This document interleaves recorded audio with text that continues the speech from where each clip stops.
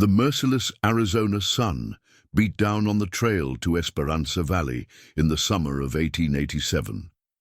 Through the shimmering heat waves, a solitary figure appeared. A man slouched in his saddle, his weathered brown hat casting shadows over hollow cheeks.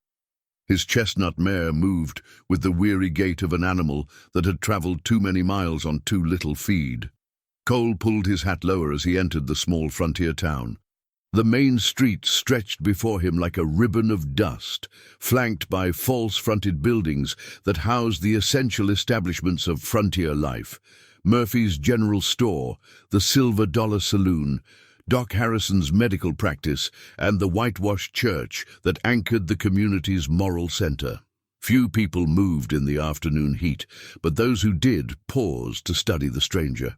An old-timer whittling on the store porch looked up with rheumy eyes, while two women carrying market baskets quickened their pace and whispered behind their hands. Cole was accustomed to such scrutiny. In towns like Espiranza Valley, strangers meant either opportunity or trouble. On the outskirts of town, the McKenna Ranch spread across a modest valley. The house was small but well-maintained, with a wraparound porch and flower boxes that spoke of a woman's care. Behind it, corrals held a few head of cattle and horses, while a red barn dominated the property's far end. As Cole approached, a woman emerged from the house, drying her hands on her flour-dusted apron.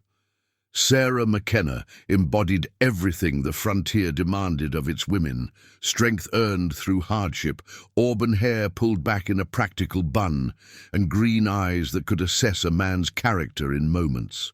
She studied the approaching rider with the wariness of someone who had learned caution the hard way. "Afternoon, ma'am," Cole said, touching his hat brim as he halted near the fence. "I'm looking for work. Wondered if you might have need of an extra hand." Sarah's gaze swept over his appearance, the worn but quality boots, the way he sat his horse despite obvious fatigue, the careful politeness that marked him as something more than a common drifter. "Depends on what kind of work you're willing to do, mister." Cole. Just Cole. His voice carried traces of an accent that suggested education and breeding, though he tried to keep such telltale signs buried. "I can handle cattle, mend fence, work with horses, pretty much whatever needs doing." "And what brings you to Espiranza Valley, Cole?" Cole shifted in his saddle, his dark eyes meeting hers steadily. "Same thing that brings most folks west, I reckon. Looking for a place to start over." The words weren't exactly a lie, though they fell far short of the whole truth. The whole truth was buried beneath 3 years of carefully constructed anonymity, hidden behind the persona of a wandering ranch hand.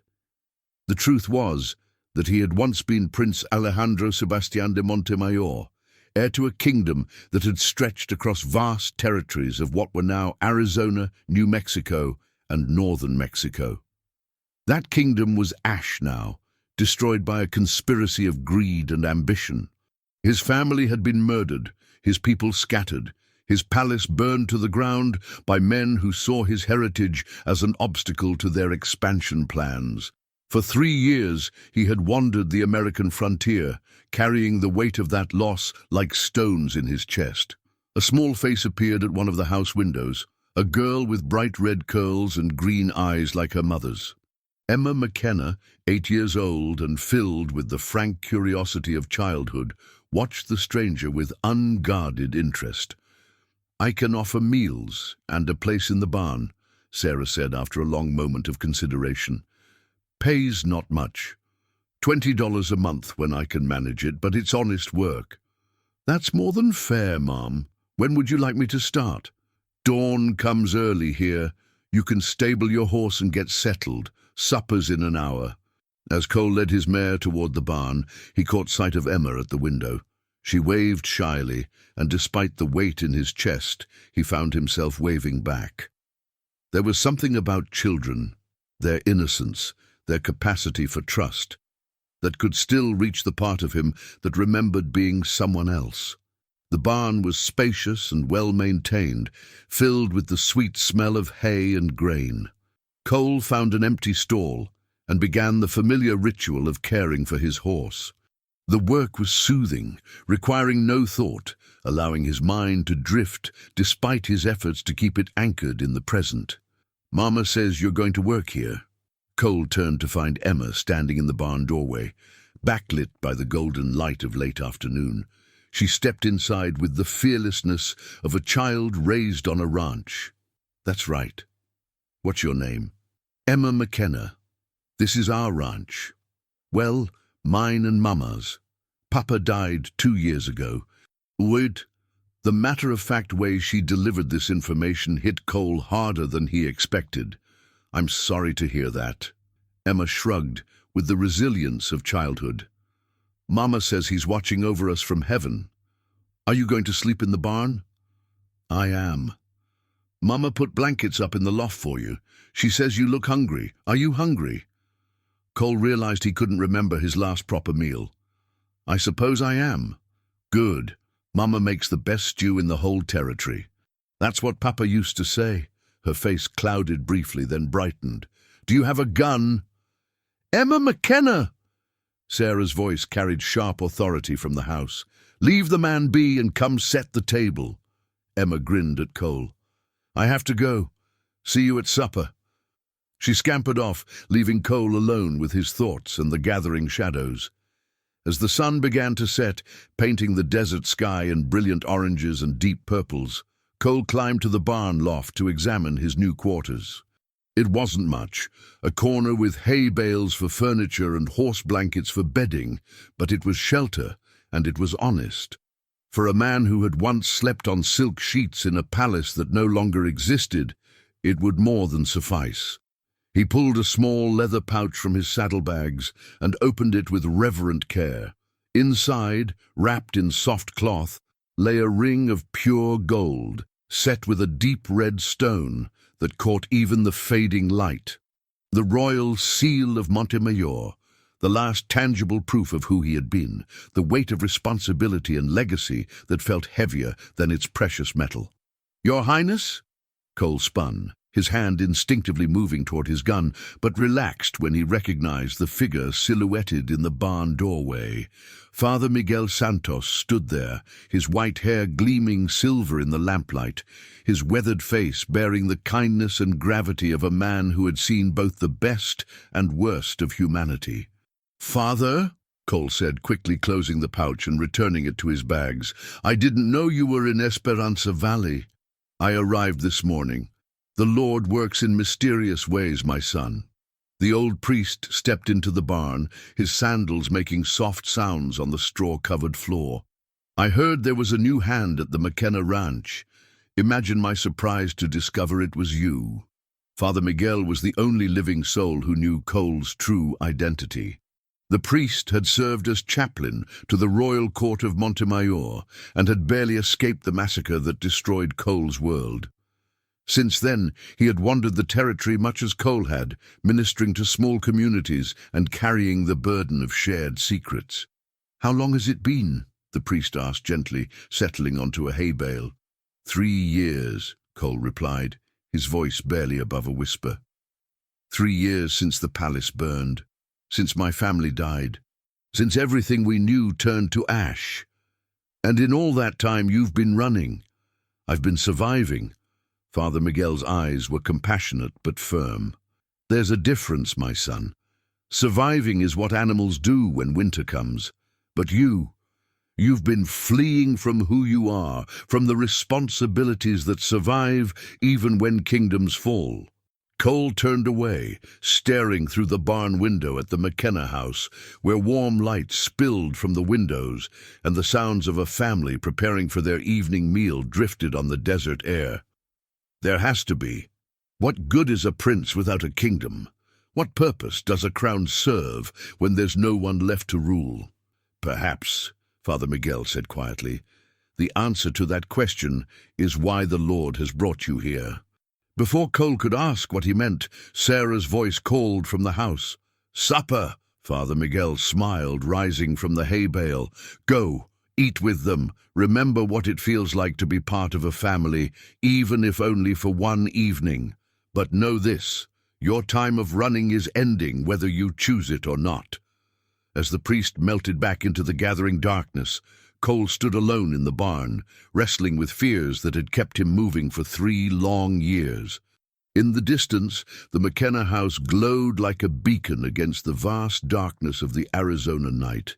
Despite everything, his past, his fears, his carefully maintained walls, he found himself walking toward that light, drawn by the simple human need for connection and the warmth of belonging, even temporarily, to something larger than his own solitude. 2 weeks had passed since Cole's arrival at the McKenna ranch, and he had settled into the rhythm of frontier life with surprising ease. The work was honest and hard, mending fences, tending cattle, breaking horses, but it provided a peace he hadn't known in years. Emma had taken to following him around the ranch when her chores were done, chattering about everything and nothing while he worked. Sarah had warmed to him as well, her initial wariness replaced by quiet respect for his skill and character. It was this growing sense of belonging that made the attack all the more devastating when it finally came. Cole's warrior instincts, honed by years of palace training and 3 years of survival, woke him before dawn. Something in the quality of the silence was wrong, too complete, too heavy, like the moment before a thunderstorm breaks. He rolled from his blankets in the barn loft, his Colt already in his hand before his feet touched the floor. The first rifle shot cracked across the valley like a whip, shattering the morning stillness.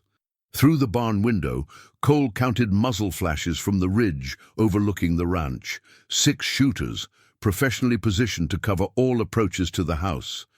This wasn't random violence or simple intimidation. This was a coordinated assault designed to drive the McKennas from their land permanently. "Sarah!" Cole shouted as he sprinted toward the house. "Get Emma to the cellar!" More shots rang out, splintering wood from the porch railings and shattering windows. Sarah emerged from the front door with Emma in her arms and a shotgun in her free hand. Her face was pale but determined, the frontier woman's instinct for survival overriding her terror. "They've got us pinned from the ridge," she said tersely. "Can't reach the cellar without crossing open ground." Cole counted the attackers by their muzzle flashes, his mind automatically calculating angles, positions, and probable intentions. 6 men with rifles, professional spacing, overlapping fields of fire. He recognized the tactical precision. This was the work of Jack "Iron" Morrison, the most feared gunman in the territory. "Take Emma to the back of the house," Cole ordered, his voice carrying an authority Sarah had never heard from him before. "Keep low and get to that root cellar. I'll handle this." "You can't fight 6 men alone." Cole's dark eyes met hers, and for a moment Sarah saw something that made her breath catch, a cold, lethal competence that had nothing to do with ranch work or drifting. It was the look of a man who had been born and trained for exactly this kind of violence. "Yes," he said quietly, "I can." He moved with fluid grace, using the barn and outbuildings for cover as he worked his way toward the ridge. Each movement was calculated, purposeful, the product of training that had begun in childhood and been refined by years of warfare. This was what he had been born for, what all the palace tutoring and royal protocol had been meant to prepare him for, the defense of his people. The terrain favored him. During his weeks at the ranch, he had studied every gully, every boulder, every shadow that might provide cover. Now that knowledge served him as he ghosted through the landscape like smoke, appearing where the attackers didn't expect him. The first shooter never saw death coming. Cole's approach was silent as morning mist, and his knife found its target before the man could cry out. 1 down, 5 to go. The second shooter was more alert, turning just as Cole reached his position among the rocks.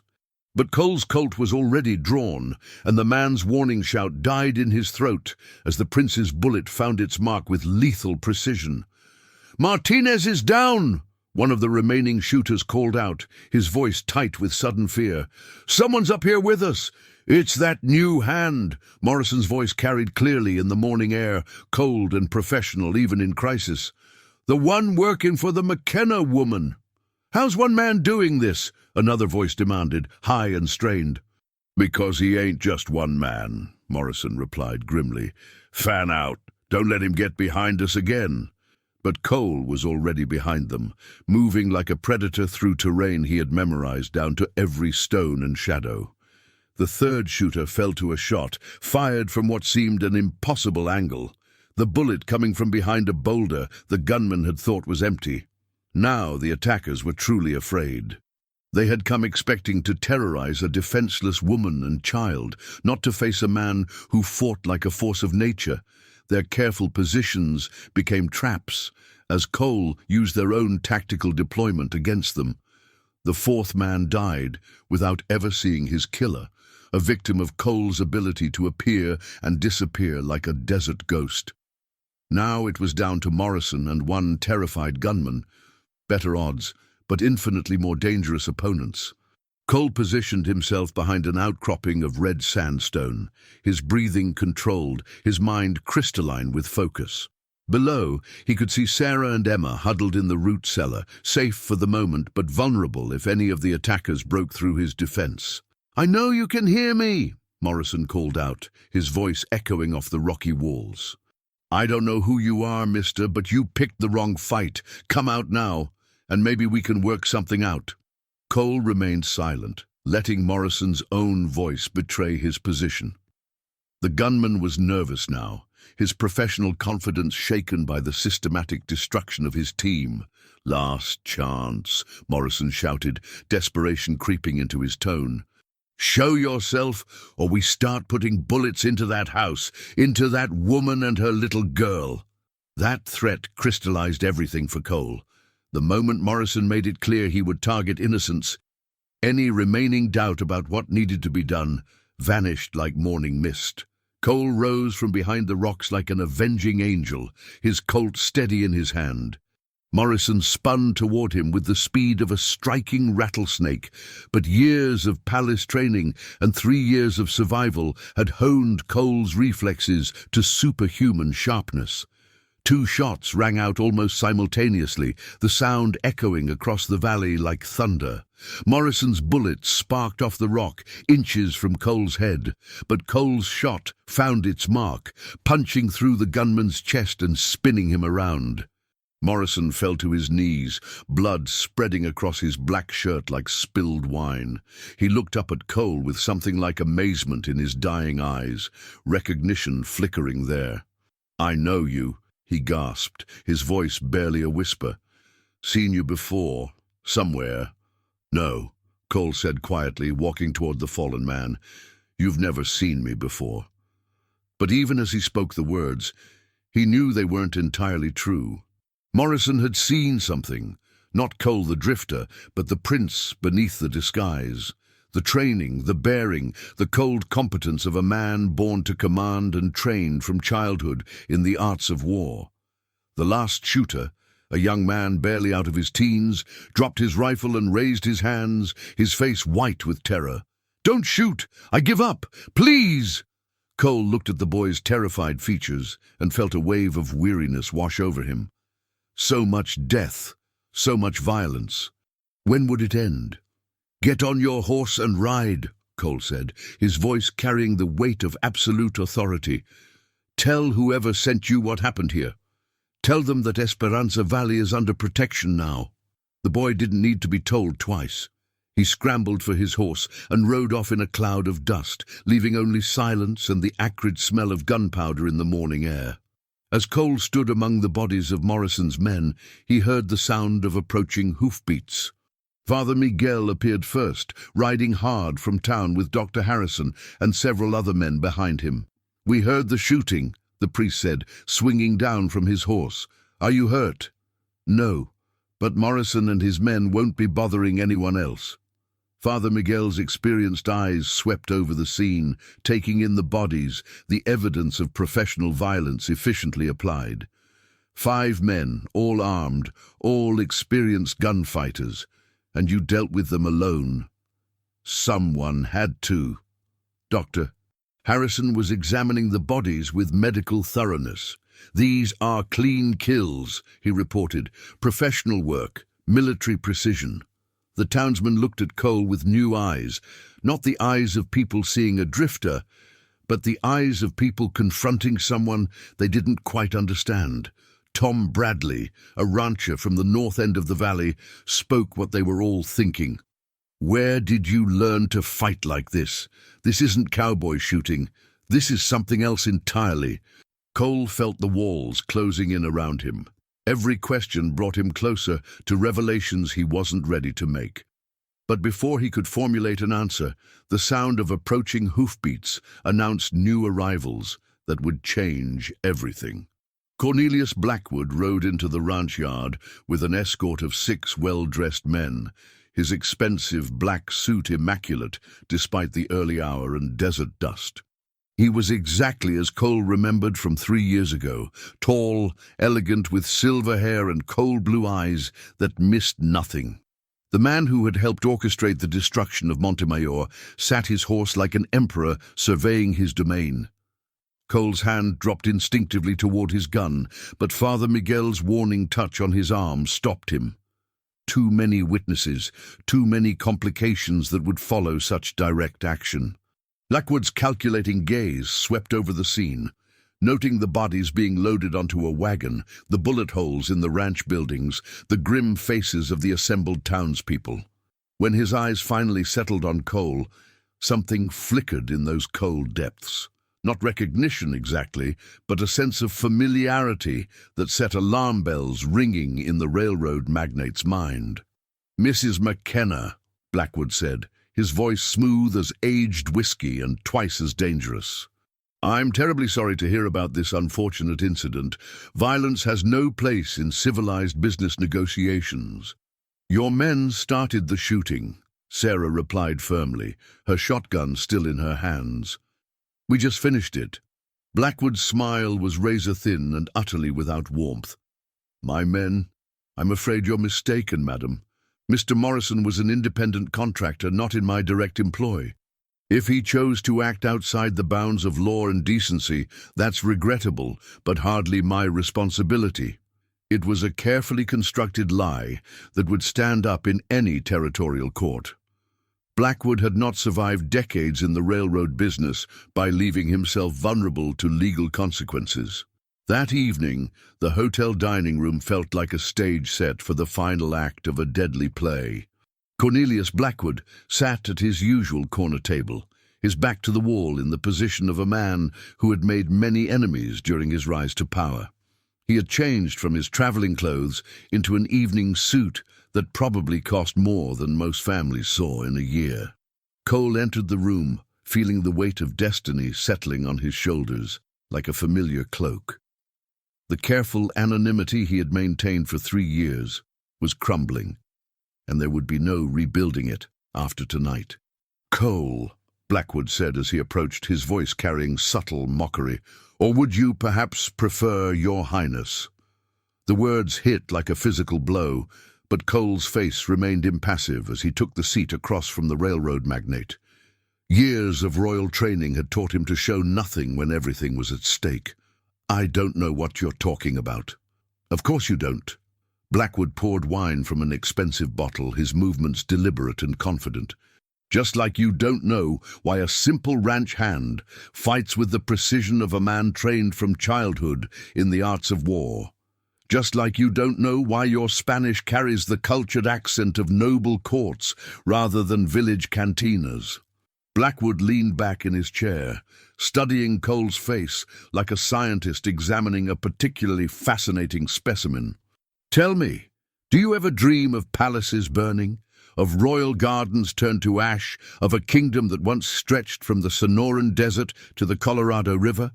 Cole felt the last of his carefully constructed walls crumbling. "What do you want, Blackwood?" "Ah, there it is, the voice of command, the bearing of nobility." Blackwood's smile grew wider and infinitely more dangerous. "I want what I've always wanted, progress, the march of civilization across this wild frontier. And you, Your Highness, represent the last obstacle to that progress. My kingdom is dead, my family is dead. What threat could I possibly pose to your railroad empire?" "The threat of memory," Blackwood replied, his voice soft but deadly. The threat of a man who remembers when this land belonged to something greater than corporate profits. The threat of a prince who might inspire others to resist the inevitable. Cole's hand rested on the table, inches from his gun. You destroyed everything I loved for a railroad route. I destroyed an outdated monarchy that stood in the way of progress, Blackwood corrected. Your father was a romantic, clinging to notions of honor and nobility in an age of steam and steel. He refused to see that the future belonged not to kings, but to corporations. And now? Now you have a choice. Blackwood sipped his wine with casual elegance. Disappear again. Ride out of Espiranza Valley tonight and never return. I'll even provide you with enough money to start fresh somewhere far from here. And if I refuse? Blackwood's mask slipped for just a moment, revealing the cold calculation beneath. Then you'll share your family's fate. Oh, I won't kill you myself. That would be crude, but accidents happen, Your Highness, especially to men who forget their place in the natural order of things. Cole stood slowly, his chair scraping against the wooden floor. Around them, the few other diners continued their conversations, unaware they were witnessing a confrontation that would determine the fate of an entire valley. You made one mistake 3 years ago, Blackwood, Cole said quietly, his voice carrying the authority of royal blood. Did I? And what was that? You left me alive. Cole turned and walked toward the door, feeling Blackwood's cold eyes on his back like the touch of a serpent. As he reached the hotel entrance, the railroad magnate's voice followed him into the desert night. Your Highness, do give my regards to Mrs. McKenna and her charming daughter. I do so hope nothing unfortunate befalls them in the coming days. The threat was barely veiled, but it was enough to crystallize everything in Cole's mind. The game was in the open now, all pretenses dropped. Cornelius Blackwood knew exactly who he was dealing with, and Cole knew that the final confrontation was inevitable. As he rode back toward the McKenna ranch under a canopy of desert stars, Cole felt his true identity settling back onto his shoulders like armor donned for battle. He was no longer Cole the drifter, running from his past and responsibilities. He was Prince Alejandro Sebastián de Montemayor, last heir of a destroyed kingdom, and he had people to protect. The barn was quiet when he returned, filled with the peaceful sounds of horses shifting in their stalls and the whisper of wind through the rafters. Cole climbed to his makeshift quarters in the loft and sat on his bedroll, staring out at the house where Sarah and Emma slept safely. For 3 years, he had run from the weight of leadership, from the burden of caring about others, from the pain that came with responsibility. But looking at that house with its warm yellow windows, he realized that Father Miguel had been right all along. His time of running was over. The next morning dawned clear and bright, with the promise of desert heat shimmering on the horizon. Cole was already at work in the corral when Sarah emerged from the house, Emma skipping beside her with the boundless energy of childhood. "Morning," Sarah called, then paused as she saw his face. Something had changed during the night, a new gravity in his dark eyes, a weight of decision that hadn't been there before. "Sarah," Cole said, setting down his rope and walking to the fence, "we need to talk. There are things you need to know about me, about what's coming." Emma ran up to the fence, her green eyes bright with curiosity. "Are you going away? You look sad." Cole knelt down to her level, his expression gentle but serious. "No, Emma. I'm not going anywhere. I made you a promise, remember? I said I'd protect you and your mama. And you will?" "Yes," Cole said quietly, and for the first time in 3 years, he spoke with the absolute certainty of a man who knew his purpose. "I will."